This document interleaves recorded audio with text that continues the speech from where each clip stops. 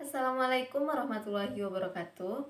Saya Haura Fedila Zamri dari kelas 4C Pendidikan Kimia, Fakultas Tarbiyah dan Keguruan UIN Sultan Syarif Kasim Riau.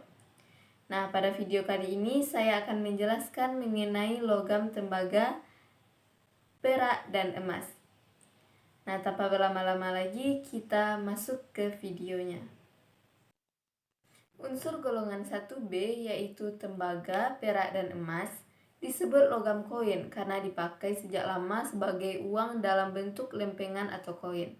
Hal ini disebabkan karena logam ini tidak reaktif sehingga tidak berubah dalam waktu yang lama. Ketidakreaktifannya bertambah dari atas ke bawah dalam sistem periodik sehingga emas yang paling tidak reaktif. Nah, yang pertama kita bahas mengenai sifat fisiknya. Nah, berikut tabel sifat fisik tembaga, perak, dan emas. Logam ini juga memiliki beberapa sifat fisik khas logam pada tingkat yang tinggi, ketertempaan, keuletan, dan konduktivitas listrik dan termal yang baik. 2. Sifat kimia. Yang pertama yaitu tembaga. Kadang-kadang tembaga menghasilkan lapisan hijau hidroksokarbonat dan hidroksosulfat. Selain itu, tembaga sangat lambat teroksidasi superficial dalam uap udara. 2. Dengan adanya oksigen, tembaga mudah larut dalam HNO3 dan H2SO4.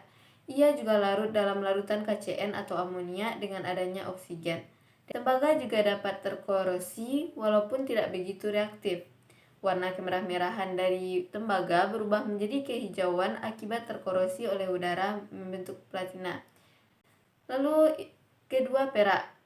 Ag kurang reaktif dibandingkan tembaga kecuali terhadap sulfur dan hidrogen sulfida. Dengan cepat akan menghitamkan permukaan perak. Ag larut dalam asam pengoksidasi dan dalam larutan sianida dengan adanya oksigen atau peroksida. Yang ketiga yaitu emas.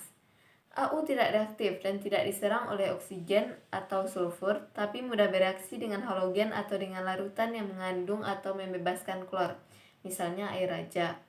Ia juga larut dalam larutan sianida dengan adanya udara atau hidrogen peroksida membentuk AuCN2-. Selanjutnya yaitu kegunaan logam tembaga, perak, dan emas.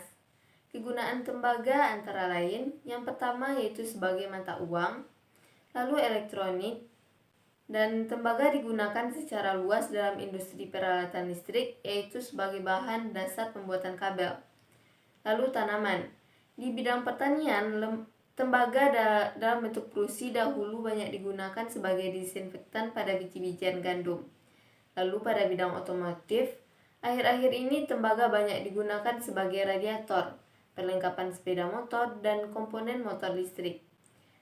Lalu juga digunakan dalam peralatan perang, perhiasan dan hiasan, serta perlengkapan rumah tangga dan perkakas rumah tangga. Yang kedua yaitu kegunaan perak. Di antaranya perak sebagai alat pembayaran. 2. Alat-alat pertahanan diri. Lalu perhiasan, perabot, dan hiasan rumah tangga.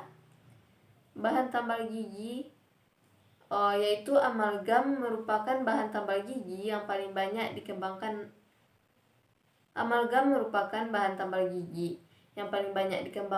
Amalgam terdiri atas campuran beberapa logam, yaitu air raksa, perak, seng, tembaga, dan beberapa logam lam.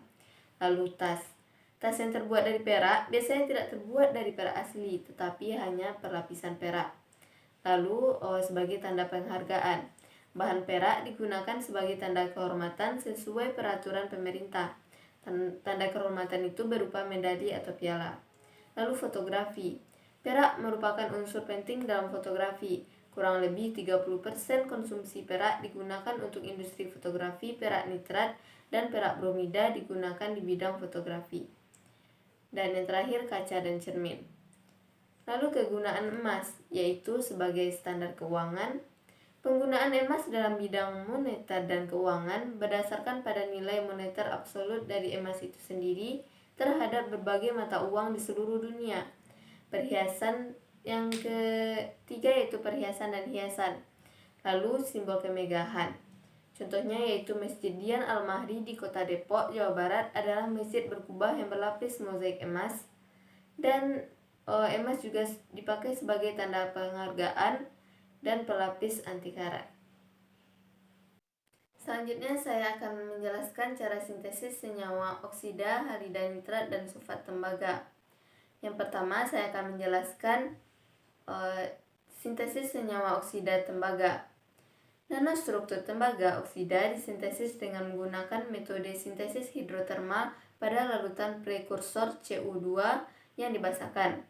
Larutan prekursor tembaga oksida dibuat dengan melarutkan CuSO4 5H2O dalam aqua DM hingga konsentrasinya 0,1 mol. Karakteristik struktur tembaga 2 oksida atau CuO yang dihasilkan dapat dilihat pada pola difraksi X-ray. Lalu sintesis senyawa halida nitrat tembaga. Tembaga 2 nitrat banyak digunakan dalam industri percelupan dan percetakan. Ini membentuk hidrat CuNO3 2H2O di mana X sama dengan 2, 5, 3 atau 6. Heksahidrat biru mudah kehilangan air pada 300 Kelvin untuk menghasilkan CuNO3 2, 3H2O hijau. Tembaga sulfat adalah satu-satunya senyawa ionik Cu. Itu dibuat dengan memanaskan Cu2O dengan dimetil sulfat dan segera didekomposisi dalam air. Berikut senyawa reaksinya. Lalu cara sintesis senyawa oksida halida nitrat dan sulfat perak. Sintesis senyawa oksida perak dibuat dengan memanaskan perak yang terbagi halus pada 300 derajat di bawah 15 atmosfer oksigen. Berikut reaksinya. Bahan yang diendapkan oleh alkali dari garam perak berair tidak dapat sepenuhnya dibebaskan dari air tanpa didekomposisi. Yang diendapkan dari larutan alkohol adalah hidroksida, AgOH, yang hanya dapat dibuat dengan cara ini. Lalu sintesis senyawa halida nitrat perak. Perak nitrat merupakan senyawa perak utama dalam perdagangan dan juga reagen penting di laboratorium untuk mengendapkan anion. Kebanyakan membentuk garam perak yang tidak larut. Reaksi pengendapan ini dapat digunakan untuk penetapan anion secara kuantitatif, baik secara gravimetri atau vislumetri.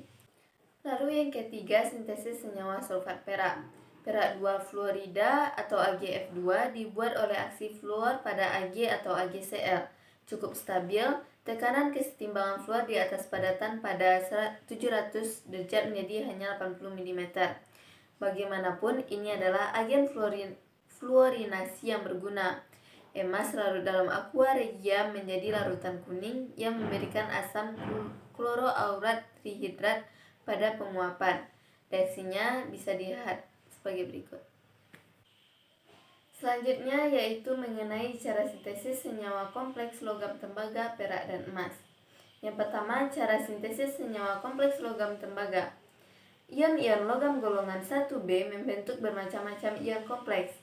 Garam tembaga berwarna biru pucat dalam larutan air karena adanya ion CuH2O42+ yang biru pucat. Dengan menambahkan amonia terbentuk ion CuNH342+ yang berwarna biru tua. Yang kedua, cara sintesis senyawa kompleks logam perak. Pengujian kualitatif untuk ion perak dalam larutan menggunakan senyawa kompleks Ag+ dengan NH3 sehingga menghasilkan reaksi berikut. Yang ketiga yaitu cara sintesis senyawa kompleks logam emas. Dengan mereaksikan larutan emas 1000 ppm dengan larutan ligan 1-fenilalanin ditiokarbamat, maka sintesis senyawa kompleks dilakukan. Senyawa kompleks berikut yang dihasilkan berupa kristal bening keemasan sebanyak 0,0771 gram. Hasil yang didapatkan dari senyawa kompleks ini sebesar 84%. Peran biologis tembaga. Tembaga sangat penting dalam biologi, setidaknya ada 10 enzim yang bergantung pada tembaga. Dengan sitokrom C, oksidase dibutuhkan oleh semua bentuk kehidupan yang lebih tinggi untuk menghasilkan energi. 2. Zat gizi Cu berikatan dengan superoksida, dismutase atau SOD, dan enzim antioksi. Lalu tembaga juga berperan penting untuk pembuatan sel darah merah, pelepasan zat besi dari jaringan. Kekurangan Cu dapat menyebabkan anemia dan pertumbuhan terhambat. Lalu sumber-sumber logam, tembaga, perak, dan emas. Sumber tembaga. Tembaga kadang-kadang ditemukan secara alami dalam bentuk mineral. Unsur tembaga terdapat pada hampir 250 mineral, tetapi hanya sedikit saja yang komersial. Biji-biji tembaga yang terpenting adalah dalam bentuk sulfida, oksida, dan karbonat. 2. Sumber perak. Perak dapat ditemukan dalam wujud berikatan dengan mineral atau dalam bentuk bebas. Kadang terdapat di alam dalam bentuk murni dan sebagai konstituen kecil dalam emas, timbal, seng, dan tembaga. 3. Sumber emas. Di alam, wujud biji emas berupa batu yang banyak mengandung mineral emas. Terdapat banyak jenis mineral emas. Mineral-mineral itu dikelompokkan menjadi 2, yaitu sulfida emas dan oksida emas. Namun, ada juga mineral emas dalam bentuk native element atau AU.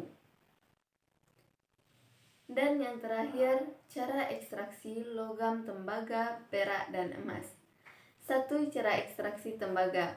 Biji sulfida seringkali hanya mengandung 0,4-1% tembaga.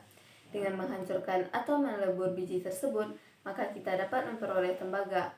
Kemudian dipekatkan dengan flotation atau pengapungan buih, selanjutnya dipanggang dengan udara pada temperatur 1400-1500 derajat Celcius. Dan selanjutnya ke prosedurnya. 2. Cara ekstraksi perak. Terdapat 3 proses ekstraksi, yaitu yang pertama, perak terutama diperoleh sebagai produk dari ekstraksi CuPb atau Zn. 2. Seng digunakan untuk mengekstrak perak dengan ekstraksi pelarut dari lelehan timbal dalam proses parke. 3. Perak dan emas diekstrak secara bersamaan dengan membentuk kompleks cyanida yang larut atau kompleks cyano-McN2- logam diperoleh dengan adisi seng atau Zn. 3. Cara ekstraksi emas. Batuan yang mengandung emas dilebur atau dihancurkan dan diekstraksi dengan merkuri atau dengan natrium cyanida. Air dan bubuk batuan dilewatkan di atas merkuri di mana emas akan larut membentuk suatu amalgam. Pada proses cyanida, batuan yang telah dihancurkan ditreatment dengan larutan NaCN 0,1 sampai 0,2%. Sekian penjelasan saya mengenai logam tembaga, perak, dan emas. Apabila terdapat kesalahan kata, saya mohon maaf. Wassalamualaikum warahmatullahi wabarakatuh.